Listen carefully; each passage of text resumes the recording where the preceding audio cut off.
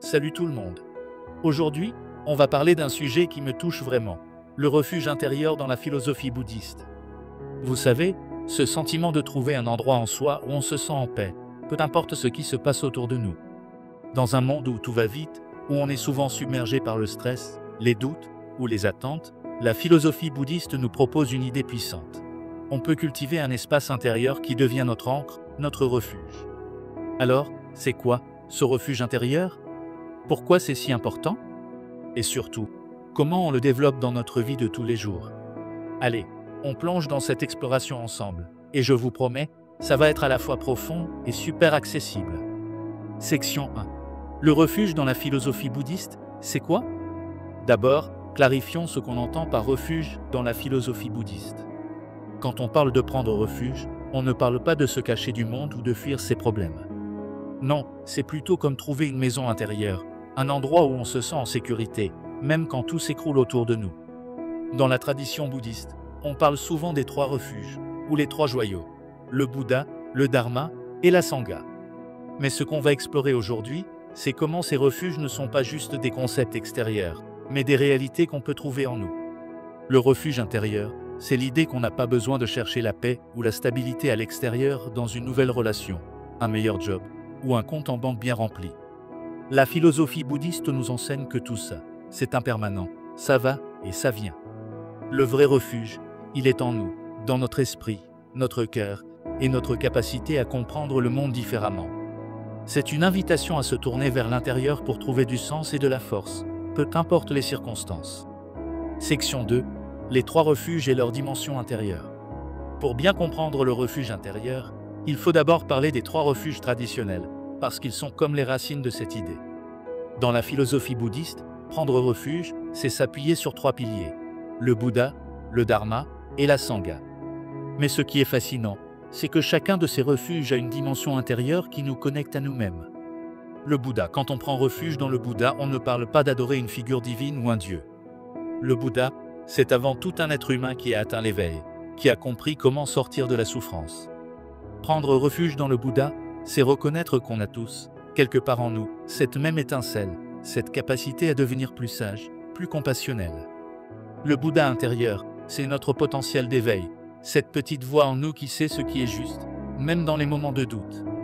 Le Dharma, c'est l'ensemble des enseignements du Bouddha, mais aussi la vérité universelle sur la vie des choses comme l'impermanence, la cause et l'effet, ou la compassion. Prendre refuge dans le Dharma, c'est se fier à ces vérités pour guider nos choix. À l'intérieur de nous, le Dharma, c'est notre capacité à réfléchir, à comprendre ce qui nous fait souffrir et ce qui nous libère. C'est comme une boussole interne qui nous aide à naviguer dans la vie. La Sangha, c'est la communauté de ceux qui suivent la voie bouddhiste, qu'ils soient moines, nonnes, ou simplement des gens comme vous et moi qui cherchent à grandir spirituellement. Prendre refuge dans la Sangha, c'est se rappeler qu'on n'est pas seul. À l'intérieur, la Sangha représente notre lien avec tous les êtres vivants, cette sensation qu'on fait partie d'un tout plus grand. C'est un refuge qui nous donne du courage, parce qu'on sait qu'on partage ce chemin avec d'autres. Ce qui est beau, c'est que ces trois refuges Bouddha, Dharma, Sangha ne sont pas juste des choses qu'on trouve dans un temple ou un livre. Ils vivent en nous. Le refuge intérieur, c'est reconnaître qu'on porte en soi la sagesse, la vérité et la connexion avec les autres, et qu'on peut s'y appuyer à tout moment. Section 3. Pourquoi le refuge intérieur est si important? Bon, maintenant, vous vous demandez peut-être, pourquoi est-ce qu'on a besoin de ce refuge intérieur? Eh bien, regardez autour de vous ou plutôt, regardez dans votre vie. On vit dans un monde où tout change tout le temps. Un jour, tout va bien, et le lendemain, on peut perdre un job, une relation, ou juste se sentir complètement perdu. La philosophie bouddhiste appelle ça dukkha, la souffrance, et elle dit que c'est une partie inévitable de la vie. Mais elle nous donne aussi des outils pour ne pas être submergé par cette souffrance. Le refuge intérieur, c'est comme une ancre dans la tempête. Quand tout s'effondre d'une dispute, une mauvaise nouvelle, ou même juste une journée où tout va de travers, le refuge intérieur, c'est cet espace en vous où vous pouvez retourner pour trouver du calme. C'est une façon de ne pas dépendre des choses extérieures pour se sentir bien. Parce qu'on le sait tous, non? Les possessions, les réussites, même les gens qu'on aime, tout ça peut changer ou disparaître. Mais ce qu'on cultive à l'intérieur, cette paix, cette clarté, ça, personne ne peut nous l'enlever. Et puis, il y a autre chose. En développant ce refuge intérieur, on devient aussi plus libre. On arrête de courir après des choses qui, au fond, ne nous comblent pas vraiment. On apprend à être bien avec soi-même, et ça change tout. Section 4. Comment cultiver son refuge intérieur? Ok, tout ça, c'est bien joli, mais concrètement, comment on fait pour construire ce refuge intérieur? La philosophie bouddhiste est super pratique, et elle propose des outils qu'on peut tous utiliser, même si on n'est pas bouddhiste ou qu'on n'a jamais médité de sa vie. Voici 3 pratiques pour commencer. 1. La méditation de pleine conscience. Si vous deviez choisir une seule pratique bouddhiste, ce serait probablement celle-là. La méditation de pleine conscience, c'est simplement s'entraîner à être présent, ici et maintenant. Essayez ça. Prenez 10 minutes, trouvez un endroit calme, asseyez-vous confortablement et concentrez-vous sur votre respiration. Inspirez, expirez et remarquez l'air qui entre et qui sort. Quand votre esprit commence à partir dans tous les sens, et croyez-moi, il va le faire. Ramenez-le doucement à votre souffle. C'est tout. Cette pratique, c'est comme construire une maison intérieure. À force de s'entraîner, on apprend à rester calme, même quand tout autour de nous est chaotique. 2. La méditation méta, l'amour bienveillant. Une autre pratique incroyable, c'est méta, la méditation de l'amour bienveillant. Ça peut sembler un peu bizarre au début, mais c'est super puissant. L'idée, c'est de cultiver des sentiments de bienveillance, d'abord pour soi, puis pour les autres. Commencez par vous répéter, doucement, des phrases comme « que je sois en paix »,« que je sois heureux »,« que je sois libre de souffrance ». Ensuite, imaginez quelqu'un que vous aimez et envoyez-lui ces mêmes vœux. Puis, élargissez encore, à un inconnu, à quelqu'un avec qui c'est compliqué, et même à tous les êtres vivants. Cette pratique renforce votre refuge intérieur en vous connectant à une source d'amour et de compassion qui vient de vous. 3. Accepter l'impermanence. Un des piliers de la philosophie bouddhiste, c'est l'impermanence, l'idée que tout change, tout le temps. Nos émotions, nos relations, notre corps, rien ne reste figé. Et même si ça peut faire peur, c'est aussi libérateur. Essayez ça. La prochaine fois que vous êtes stressé ou contrarié, prenez un moment pour vous demander « Est-ce que ça va encore me préoccuper dans une semaine? Dans un mois? Dans un an ?» Souvent, cette question remet les choses en perspective. Accepter l'impermanence, c'est apprendre à lâcher prise, à ne pas s'accrocher à ce qui est temporaire.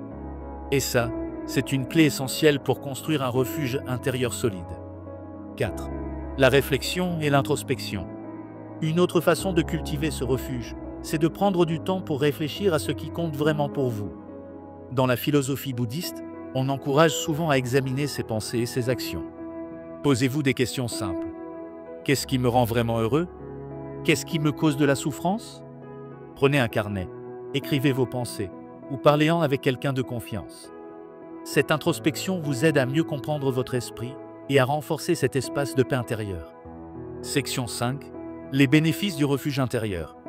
Alors, qu'est-ce que ça change de cultiver ce refuge intérieur?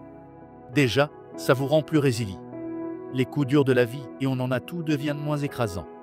Vous avez cet espace en vous où vous pouvez retourner pour reprendre votre souffle, pour vous rappeler qui vous êtes vraiment.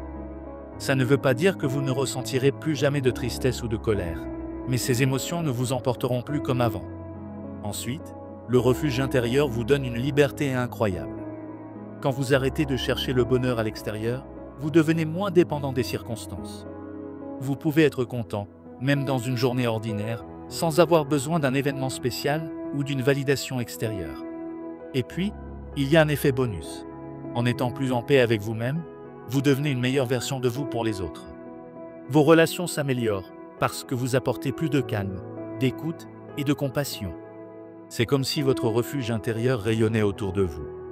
On arrive à la fin de cette exploration, et j'espère que ça vous a donné envie de creuser un peu plus dans la philosophie bouddhiste. Le refuge intérieur, c'est une idée simple mais incroyablement puissante. On a tous en nous un espace de paix, de sagesse et de connexion. Et la bonne nouvelle, c'est qu'on peut le cultiver, un pas à la fois, avec des pratiques comme la méditation, la compassion, ou simplement en prenant le temps de réfléchir. Alors, je vous lance un petit défi. Cette semaine, essayez une des pratiques dont on a parlé. Peut-être 5 minutes de méditation ou quelques phrases de méta avant de dormir. Et venez me dire en commentaire ce que ça vous a apporté. Est-ce que vous pratiquez déjà quelque chose dans ce style? Ou peut-être que vous avez d'autres façons de trouver votre paix intérieure? Partagez tout ça. Je suis super curieux de vous lire. Merci d'avoir passé ce moment avec moi. Si cette vidéo vous a parlé, n'hésitez pas à liker, à vous abonner et à partager avec quelqu'un qui pourrait en avoir besoin. On se retrouve bientôt pour une autre exploration, et d'ici là, prenez soin de vous et de votre refuge intérieur.